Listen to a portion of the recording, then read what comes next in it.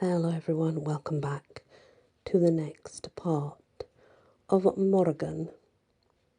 Something tickled his nose.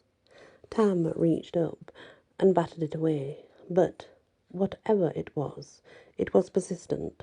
Stop, he muttered, as he rolled over and buried his head in his sheets. Just let me sleep. You've been asleep for 3 days, came a sort of familiar voice. I think it's time you woke. Wait, 3 days? He opened his eyes and looked at the sheets. They were blue and dirty, and not his. He turned back to his right. Then he looked up at the ceiling. It definitely wasn't his room, unless he lived in a trailer. His Uncle Boggs lived in a trailer. So he was in familiar territory, he thinks. In fact, that ceiling looked a lot like his uncle's trailer. He snapped his head to the right, stared up into the grisly face of Uncle Boggs. What? I said. Boggs held up the feather he'd been teasing under Tam's nose. He spoke in his old diluted accent. It's time you got up, boyo. So where... Tam pushed himself up and then stopped. Ow, he said, as a rush of hair in his body protested the sudden movement. Aye, you're going to be a bit sore, laddie, but you've got your mum's genes and your dad's tenacity. You've been healed up nicely. My what? Tam stared up at him and his uncle's face. He hadn't seen that man in what, 10 years? And he looked exactly the same. What did I... And then he looked down at himself. He was pretty much nude, except for the occasional bandage, covered in just the brown-stained blue sheets. Let's take this a bit slower, shall we? Boggs let the feather fall to the bed. Tam picked it up. It was black with an iridescent sheen. That's a crow's feather. Boggs pulled up a chair and sat in it as he crossed his legs and his arms. I'm afraid there's bad news to be had with that feather. A crow? Tam turned the feather between his fingers. Bad news? Take a minute. Your memory'll catch up with you in a second or two. But while it's rebooting, have this. Boggs turned and lifted one of his very sturdy mugs from the nightstand. This is the best thing for what ails you. What is it? Tam set the feather aside and took the mug. He remembered this mug from his childhood, and he remembered his uncle drinking some crazy stuff from it. This isn't your old grog, is it? Boggs laughed. Ha ha, I see your memories on the mend. Good. And never know when it comes to fairy healing. But we leprechauns, he beat on his chest, we got stamina. Makes us hardy folk. Staring into the amber liquid, Tam processed his uncle's words.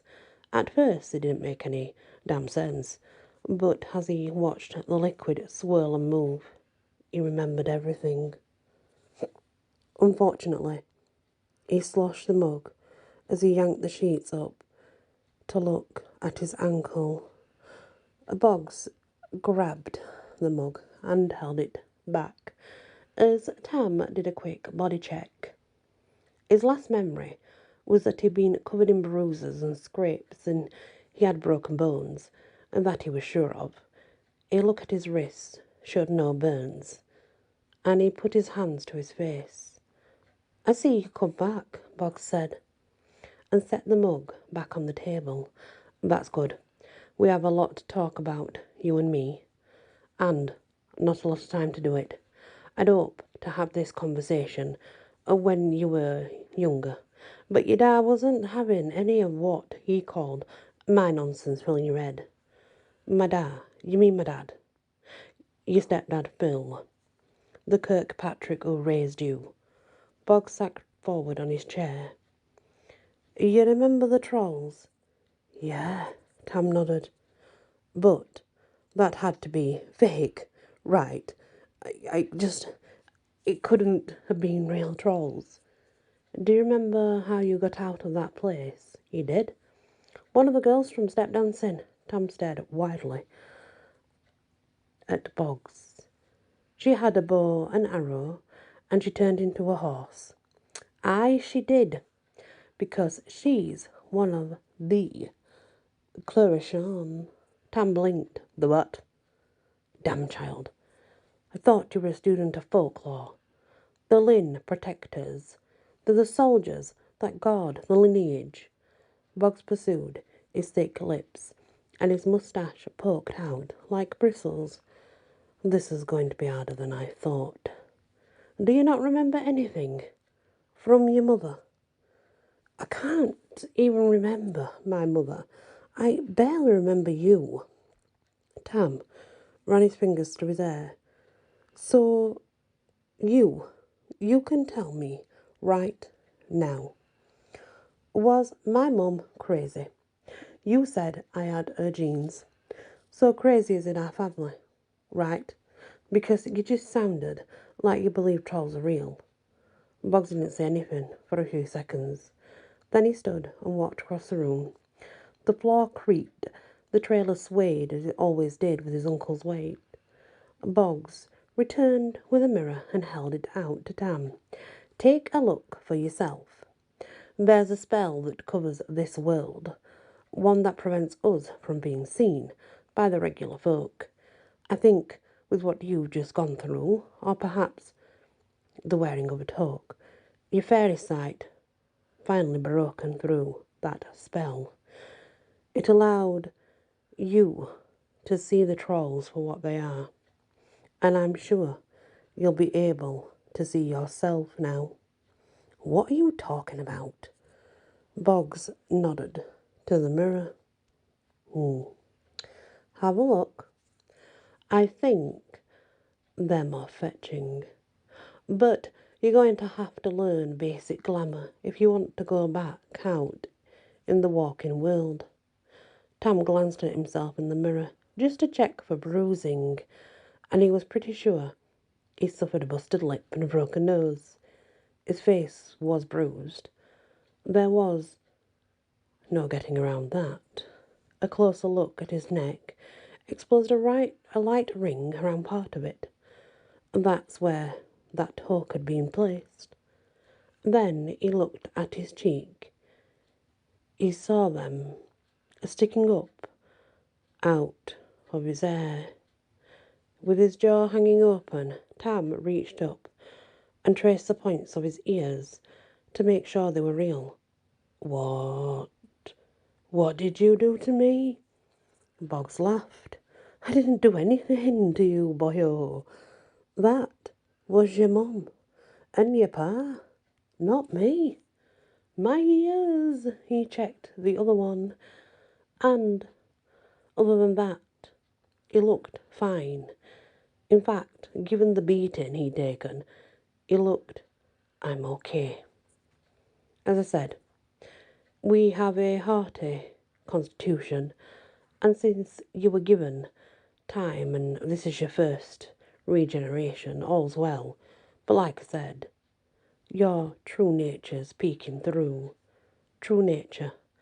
Tam dropped the mirror and pushed back. I'm... He blinked at Boggs. What am I? You said leprechaun. Half, because Shereel Dar was a human. Your mother is a daughter of the former king of the leprechauns, Seamus Lynn. Unfortunately, you being an unseelie didn't sit too well. So now you're here, and your mum was here, come to stay. With you, your da, who was human. Wait, wait, wait. Tam put his hands to his face. Like you said, I'm a folklore student at Harvard. I know what unseelie means, and I'm not an evil fairy. Boggs roared with laughter when he'd finished. He slapped his knees. No, you're not, and that's not what an unseelie is, boyo. The seelie are the pure blood, complete and all fairy, like myself. But the hybrids, the halfsies like you're the unseelie. That's, he wanted to say ridiculous, but Tam realised all too quick his idea of ridiculous had now gone through a shocking shift of perspective. I'm a leprechaun. Aye, you're a leprechaun. But we're not 3 feet tall with red hair and green suits. He closed his eyes with a long, frustrated sigh. He was thinking of the stereotype, the image and cultural identification that kept the idea of leprechauns in the realm of fiction and fairy tale. What he saw in the mirror was based on the reality. That's what they call a red herring, isn't it? The short, fat, red-haired man dressed in green with big buckle shoes. Aye, but don't feel bad, Tam. That's the way we want it. Boggs stood, grabbed a stack of clothing, and tossed it to Tam. Get dressed. You know where everything is, and drink that mug. It'll finish the healing and clear your head. Owen should be back any minute. Tam caught the clothing and waited until Boggs shut the door. He started to bound out of bed and stopped, remembering his ankle. Looking down, he couldn't see any damage, and when he stood, well, it didn't hurt. He slipped on a pair of jeans and t-shirt, but not the dark green hoodie. These were his clothes, so someone went to his house to get them. He sniffed the mug, and then downed it all at once. It was both bitter and sweet, and left the aftertaste of bark in the back of his throat.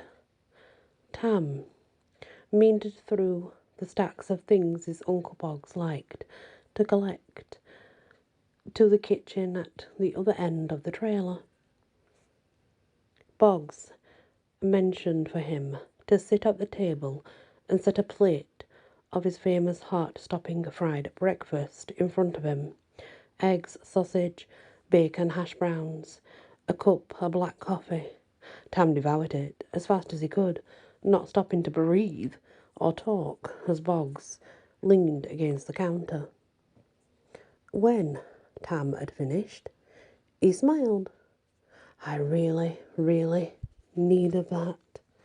Ah, you did. You've been out of the world for nearly a week.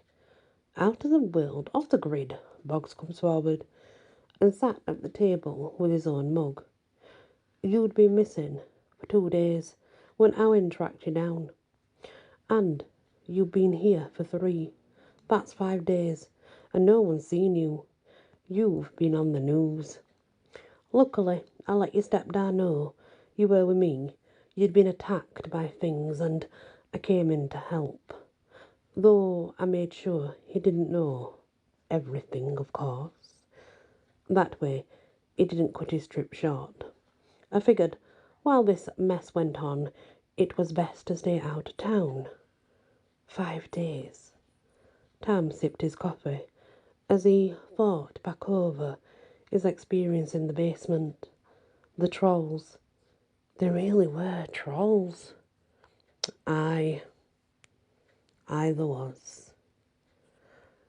That's the end of part 3 of Morrigan. Thank you for listening, and we'll continue next time with part 4. Many blessings.